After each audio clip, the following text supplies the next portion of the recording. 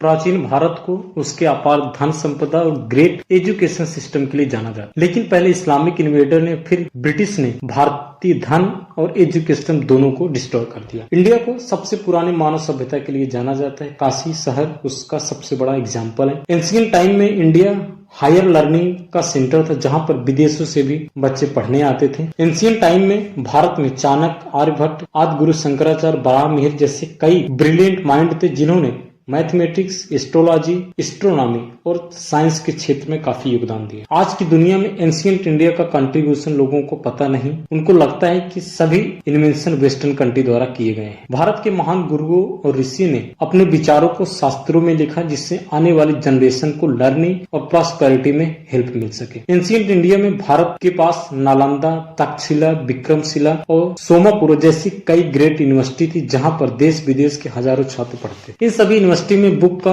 Vast collection overnight नहीं था। भारतीय गुरुओं, विद्वानों, संतों और राइटर द्वारा हजारों सालों में किए गए कलेक्शन से, जिससे एक महान लाइब्रेरी बनी थी इन सभी यूनिवर्सिटी में। भारत का धन और वैभव देखकर टर्की अफगानी आक्रमणकारी भारत आए, भारत को लूटा और अपने राज्य का विस्तार किया। उन्होंने भारत के कल्चर पर भी आक्रमण किया, टेम्पल को गिराया, एंशिएंट यूनिवर्सिटी को भी जलाया। भारत में इस्लाम के राज्य में एजुकेशन सिस्टम और फीमेल एजुकेशन के लिए सबसे खराब समय रहा। एंशिएंट नॉलेज को आक्रमणकारी द्वारा डिस्ट्रॉय कर दिया गया। तभी 17वीं सेंचुरी में यूरोपियन भारत आए और भारतीय एजुकेशन सिस्टम को पूरी तरीके से खत्म कर दिया। शुरू में अंग्रेजों ने भारतीय एजुकेशन सिस्टम पर ध्यान नहीं दिया और भारतीय राजाओं को हराने में लगे रहे। लेकिन कई सालों के बाद उन्होंने लगा कि अगर भारत पर काफी लंबे समय तक राज करना है तो इंडियन एजुकेशन सिस्टम को चेंज करना पड़ेगा। 1800 की शुरुआत में ब्रिटिश ने एहसास की कि भारत में धन लूटने के लिए रेबेलियंस को रोकना पड़ेगा। ब्रिटिश राज में एक एजुकेशन सर्वे किया गया और वे शॉक रह गए, जहां पर बिहार और बंगाल में 1 लाख विलेज स्कूल थे, यानी कि हर गांव के पास अपना एक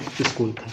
सर्वे के बाद ब्रिटिश समझ गए थे भारतीय हिस्ट्री और कल्चर में गुरुकुल और पाठशाला का कितना योगदान, जिसके बाद उन्होंने ऐसा एजुकेशन सिस्टम बनाने का प्लान बनाया जो हमको हमारे कल्चर और हिस्ट्री से तोड़ सके। और उसके बदले में उन्होंने हमसे इंस्पिरेशन लेकर अपने देश में एजुकेशन सिस्टम शुरू किया। 1983 में लॉर्ड मैकाले द्वारा इंग्लिश एजुकेशन एक्ट पास किया गया, जिसको ईस्ट इंडिया कंपनी फंड कर रही थी। इस एक्ट के हिसाब से एजुकेशन अब इंग्लिश में होगी और गुरुकुल पाठशाला में पढ़ाई जाने वाली संस्कृत और रीजनल लैंग्वेज पर बैन लगा दिया गया। उन्होंने ऐसा एजुकेशन सिस्टम बनाया जिससे सिर्फ नौकर पैदा हो सके। उन्होंने कभी भी इनोवेटिव माइंड को सपोर्ट नहीं किया। आज भारत को आजाद हुए 75 ईयर्स हो चुके हैं, लेकिन हमारे एजुकेशन सिस्टम अभी भी वही है जो ब्रिटिश राज में थे। एजुकेशन सिस्टम कभी भी किसी राजनीतिक पार्टी के लिए मुद्दा नहीं रहा, चाहे वह कांग्रेस हो चाहे बीजेपी। उल्टा सरकारों ने हायर एजुकेशन में रिजर्वेशन को इंट्रोड्यूस किया, जिससे टैलेंटेड माइंड बाहर रह जाते हैं। हम एजुकेशन सिस्टम में टर्की और इजराइल का एग्जाम्पल ले सकते हैं। उनके लीडर मुस्तफा